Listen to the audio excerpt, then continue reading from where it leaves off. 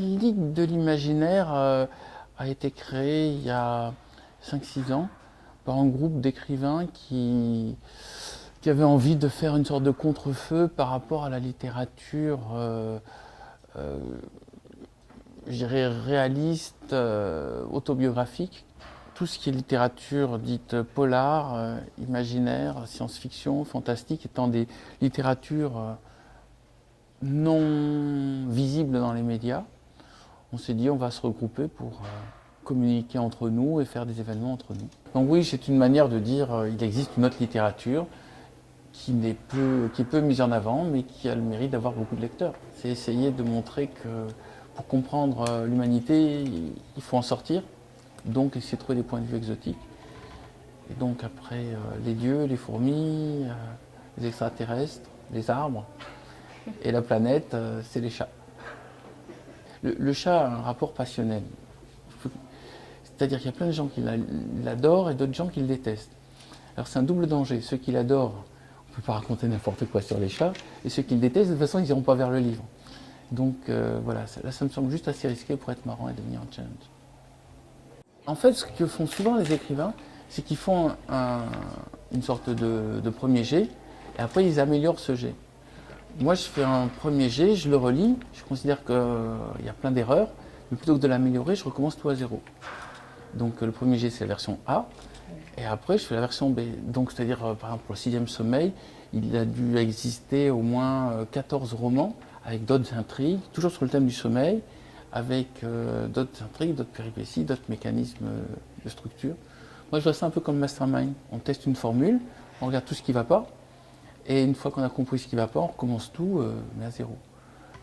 Puis il y a autre chose, c'est que, par exemple, quand on doit faire une scène d'amour, une scène de bataille ou une poursuite, au bout d'un moment, quand on a fait 21 romans, on a tendance à se dire « Ah, c'est quand même plus facile de faire comme on l'a fait la dernière fois. » Donc il faut tout le temps, sur toutes ces scènes-là, il faut faire autre chose.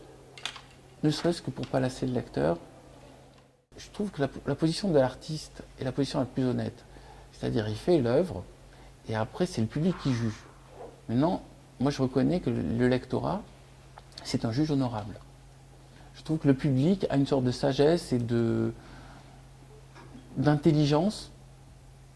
Je vois vraiment ça comme en effet une famille, et une famille auquel j'ai des comptes à rendre. Je suis très content d'avoir beaucoup de lecteurs. C'est aussi pour ça qu'en remerciement aussi, je viens les rencontrer. Je considère que c'est le minimum pour un écrivain de savoir qui sont ses lecteurs, de les regarder dans les yeux et de leur donner un moyen de parler. Nous serons sauvés par l'éducation et par l'art. Et tous les mouvements intégristes ou destructeurs de l'humanité souhaitent s'attaquer d'abord à l'art et à l'éducation. C'est les écoles, les théâtres qui sont en première ligne. Je me rappelle, il y a une phrase de Winston Churchill, on disait on va devoir réduire le budget de la culture parce que le pays est en guerre. Et Churchill répondait mais c'est précisément pour ça qu'on fait la guerre, pour défendre la culture. C'est aussi pour ça qu'en tant qu'artiste, nous avons une fonction d'alerte qui est soyez conscients qu'il y a un risque que tout s'effondre. J'aime bien l'idée que ce que j'évoque dans les romans se produit dans la réalité. La plupart des choses que j'ai mis dans mes romans sont arrivées. L'une des plus récentes étant Le Papillon des étoiles. Il y a un projet qui est sorti la semaine dernière où ils vont fabriquer un voilier solaire. Si ce n'est que dans le mien, c'est un grand voilier solaire avec une voile qui fait la taille de l'Australie. Et là, ça va être un petit. Ensuite, dans l'Empire des Anges, la scène d'ouverture en 98, c'était un Boeing qui rentrait dans les buildings. C'était décrit exactement comme ça s'est passé. Ensuite, dans Le Père de nos pères, je disais qu'il y avait une filiation probable avec les porcs. Elle a été trouvée, cette filiation. Nous avons un ancêtre qui a un lien avec les cochons.